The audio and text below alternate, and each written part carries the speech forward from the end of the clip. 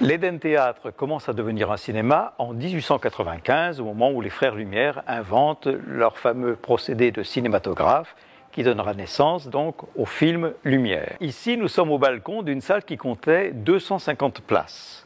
Et cette salle comportait une scène qui est la même encore aujourd'hui, c'est-à-dire que la scène qui est derrière moi a 120 années et même un peu plus d'existence. On n'y faisait pas que du théâtre, puisqu'on y faisait aussi des combats de boxe et même des spectacles de music-hall, mais au départ, c'est la salle de théâtre de La Ciotat. Pour le public, cette salle était un lieu mythique de rendez-vous, mais aussi de performance, parce que le cinéma, c'était quelque chose qui était tout à fait nouveau pour l'époque. Voir des gens bouger, c'était quelque chose de sidérant.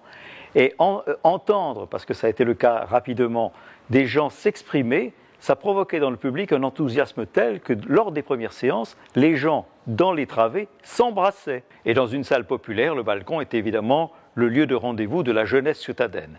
Et on dit couramment que la moitié de La Ciotat a rencontré l'autre moitié à ce balcon. Cette salle est mythique pour les artistes d'aujourd'hui. Premièrement, parce qu'elle est la doyenne des salles de cinéma du monde. Et deuxièmement, parce qu'elle a vu les débuts de gens très célèbres, ou le passage de Piaf, Aznavour, Bernard Blier, Yves Montand, Fernandel. D'ailleurs, quand des artistes rendent visite pieusement dans cette salle, ils sont très émus et j'en ai vu pleurer. La magie de cette salle ressemble à la magie du cinéma. Avec les images animées, l'homme a vaincu la mort. Eh bien, l'Éden a lui aussi vaincu sa mort. Il était moribond il y a quelques années, et voilà maintenant qu'il va renaître, aussi beau qu'il était en 1889, et il attend les nouveaux frères Lumière, ceux qui vont lui apporter les nouvelles technologies.